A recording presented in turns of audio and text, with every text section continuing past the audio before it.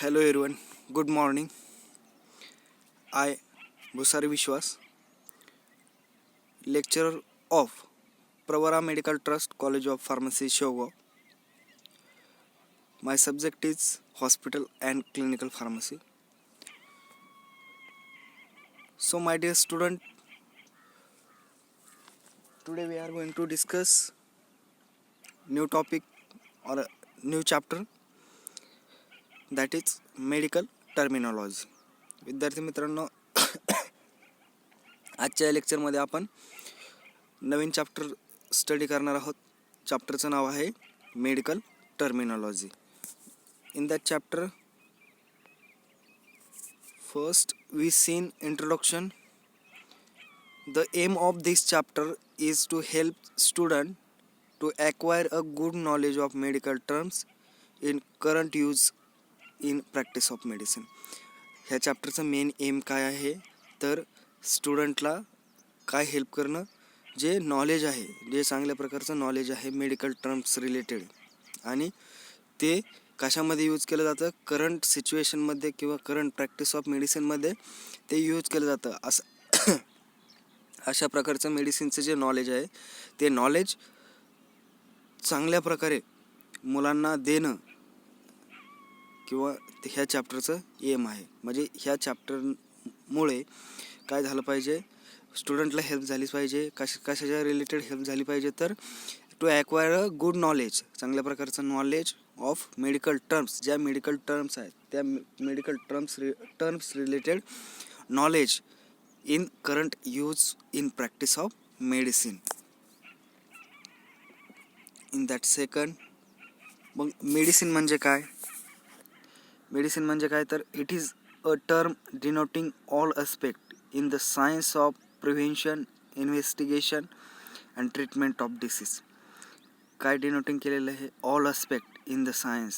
काय सायन्समधील all aspect ह्या टर्ममध्ये डिनोट केलेलं आहे. त्याच्यामध्ये काय आहे मग, प्रिव्हेन्शन असेल, इन्व्हेस्टिगेशन असेल आणि ट्रीटमेंट ऑफ डिसीजची ट्रीटमेंट मेडिसिनमुळे काय केलं जातं तर इट इज द टर्म. कसली टर्म आहे तर डिनोटिंग, ह्या टर्ममध्ये काय डिनोट केलेलं आहे, all aspect in the science of the prevention, investigation and treatment of disease. मग नेक्स्ट वन त्यांनी डिसीज म्हणजे काय ते सांगितलं. It is a condition in which some abnormality of structure or function or of both structure and function is present in some part or parts of the body.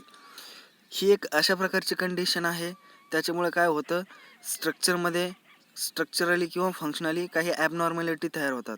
एक तर स्ट्रक्चरमध्ये तयार होते किंवा फंक्शनमध्ये तयार होते, किंवा कशामध्ये तयार होते तर स्ट्रक्चर किंवा फंक्शन या दोन्हीमध्येही ॲबनॉर्मॅलिटी तयार होतात किंवा present in some part of. आणि ॲबनॉर्मॅलिटी प्रेझेंट असल्यामुळे सम पार्ट किंवा बॉडीच्या पार्टमध्ये त्याला आपण काय म्हणू शकतो, डिसीज कशाला म्हणू शकतो, ही एक कंडिशन आहे. It is a condition in which, ह्या कंडिशनमध्ये काय होतं, in which some abnormality of structure or function, स्ट्रक्चरची किंवा फंक्शनची काही ॲबनॉर्मॅलिटी असते किंवा बोथ स्ट्रक्चर आणि फंक्शनची ॲबनॉर्मॅलिटी असते, in present in some part of body और parts of the bodies.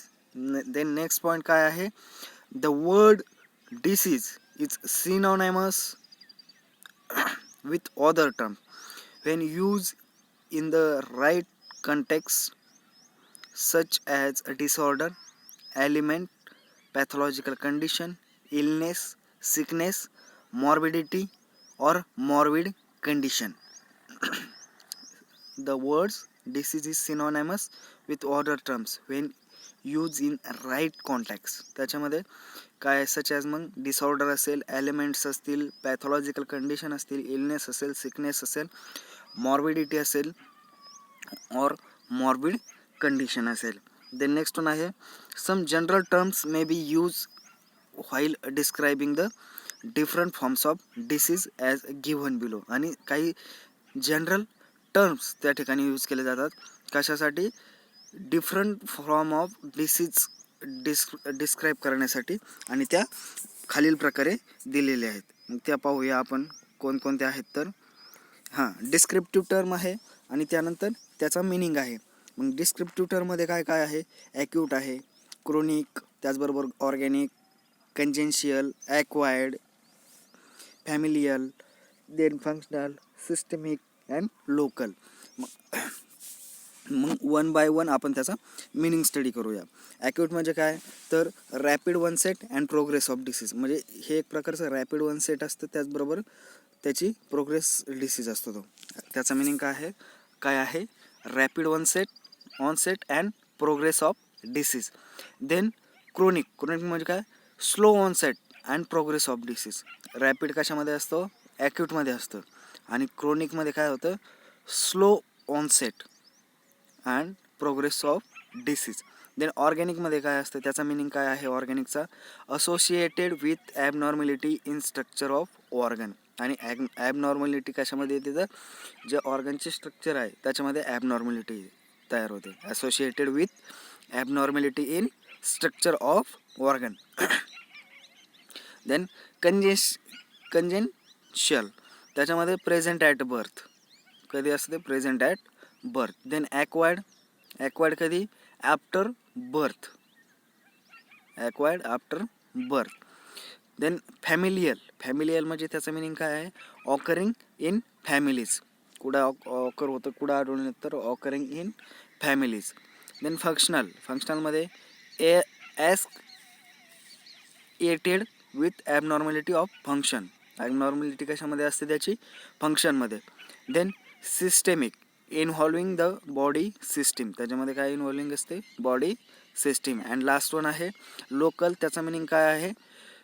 Involving only a part of the body. कशामध्ये इन्व्हॉल्विंग असतं? पार्ट ऑफ द बॉडीमध्ये. हे आहेत त्याचे मिनिंग आणि डिस्क्रिप्टिव्ह टर्म.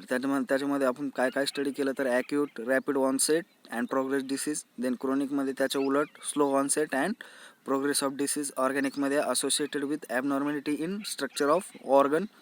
देन कॉन्जेन्शियलमध्ये असतं प्रेझेंट ॲट बर्थ. ॲक्वायर्डमध्ये असतं ॲक्वायर्ड आफ्टर बर्थ. देन फॅमिलियलमध्ये ऑकरिंग इन फॅमिलीज. फंक्शनलमध्ये associated and or with family for abnormality of function. And systemic मध्ये involving the body system and local मध्ये involving only part of the body.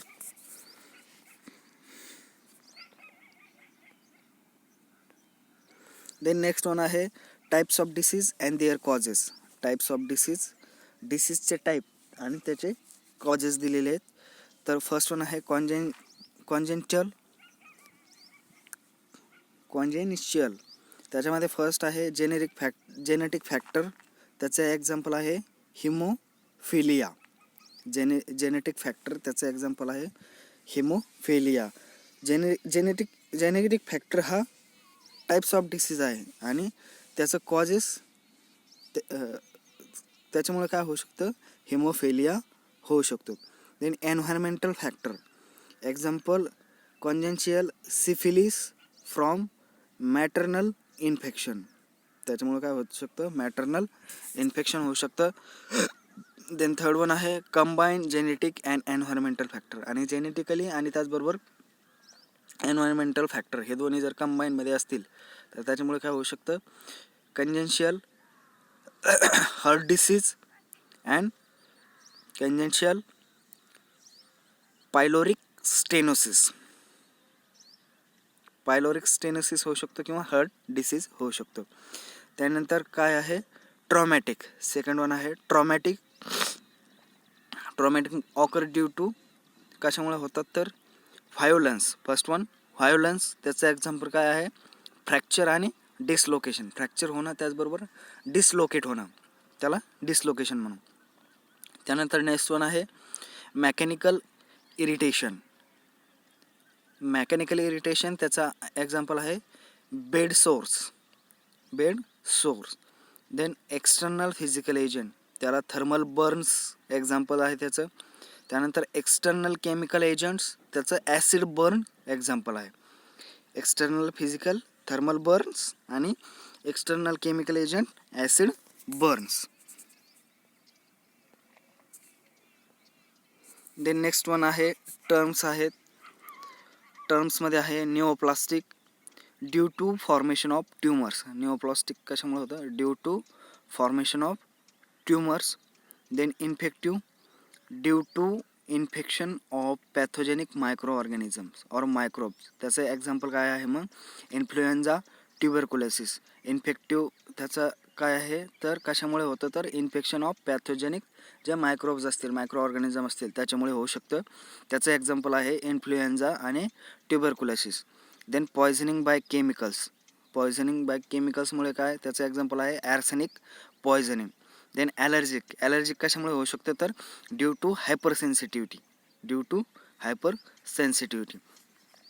Example काय आहे त्याचं? High fever. Then endocrine due to disorder in endocrine glands. कशामुळे होतं? तर endocrine ग्लँडच्या डिसऑर्डरमुळे होऊ शकतं. Then psychiatric due to abnormal condition of mind. Psychiatric कशामुळे होऊ शकतं? तर जो माइंड आहे आपलं त्या माइंडची जर ॲबनॉर्मल कंडिशन झाली, त्या ॲबनॉर्मल कंडिशनमुळे माणूस काय होऊ शकतो? Psychiatric. Then iatrogenic due to treatment given for other disease. Example काय आहे त्याचं? Drug induces disease. Then next one आहे metabolic due to disturb metabolism. Metabolism disturb झाल्यामुळं. एक्झाम्पल काय आहे त्याचं? Gout. Then idiopathic due to unknown causes. Unknown कॉजेसमुळे होऊ शकतं. Some important classes of drug use in the practice of medicine are listed below or alter reaction to antigen or बिलोला listed केलेले आहेत. त्याच्यामध्ये आहे ॲड्रेनर्जिक. ॲड्रेनर्जिक म्हणजे काय? तर drug which mimic the response of obtain by stimulation of sympathetic adrenergic nerves. असा drug ते काय करतात? रिस्पॉन्स मिमिक करण्याचं काम करतात. Obtain by stimulation of sympathetic adrenergic nerves. Then there are also called as sympathomimetics. त्याला आपण काय म्हणतो? सिम्पॅथोमिमेटिक्स त्यालाच. देन ॲड्रेनर्जिक ब्लॉकिंग एजंट म्हणजे काय? Drugs which block the effect of adrenergic system. आणि असे ड्रग जे ॲड्रेनर्जिक सिस्टीमचा इफेक्ट ब्लॉक करतात त्याला आपण काय म्हणू शकतो? तर सिम्पॅथोलायटिक किंवा ॲड्रेनोलायटिक्स.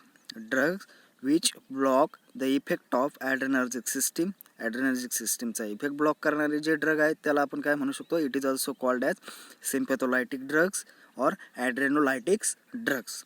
Then alkylating agent. Second one आहे alkylating agent. Disrupt the process of cell division by affecting DNA, deoxynucleic acid in nucleus in addition by alkyl group. काय केलं जातं? जी सेल डिव्हिजनची प्रोसेस आहे त्याच्यावर DNA वर अफेक्ट करून न्यूक्लियसवर ती डिस्टर्ब केलं जातं in addition of alkaline group. Use as a cytotoxic drug in neoplastic disorder, allergy, any abnormal. Then anaesthetic. Next term आहे anaesthetics. A drug that produce general anaesthesia. Means काय? तर loss of sensation or reversible loss of consciousness. त्याच्यामध्ये काय होऊ शकतं? Loss of sensation होऊ शकतात किंवा रिव्हर्सिबल लॉस ऑफ कॉन्शियसनेस होऊ शकतं. देन ॲनालेप्टिक म्हणजे काय? तर drug which stimulate the central nervous system. CNS म्हणजे काय? Central nervous system.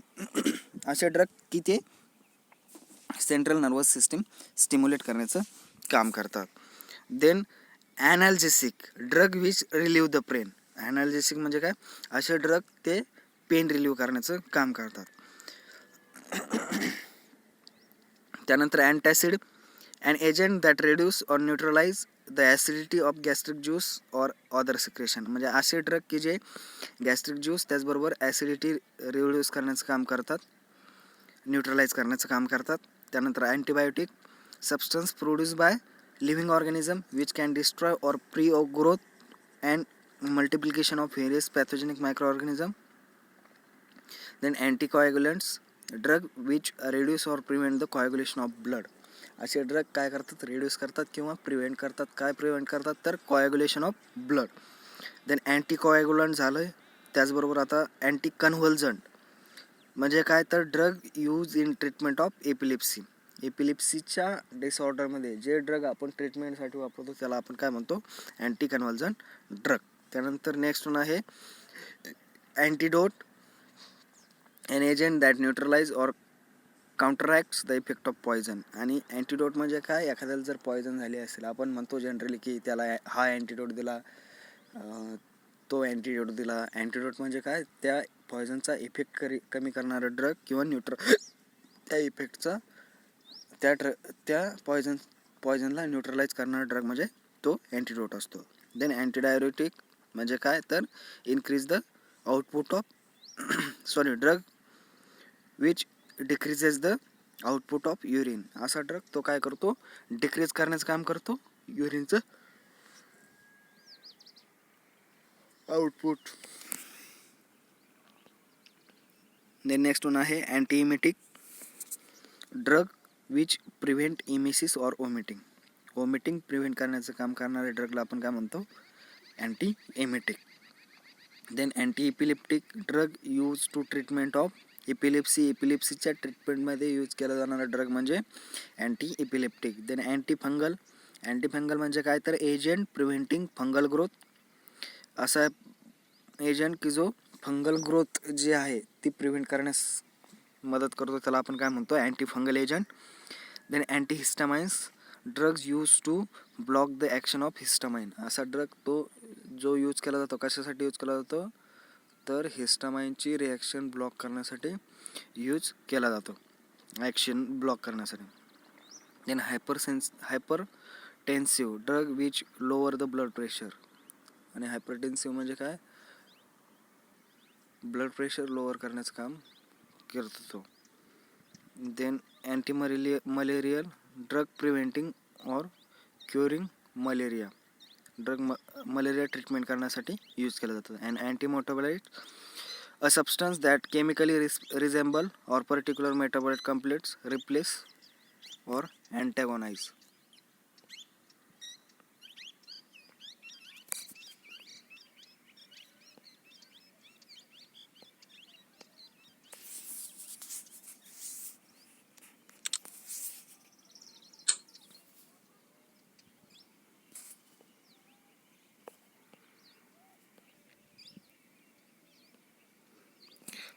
Thank you everyone. Thank you again. Remaining points of this chapter will be discussed in next lecture. Thank you.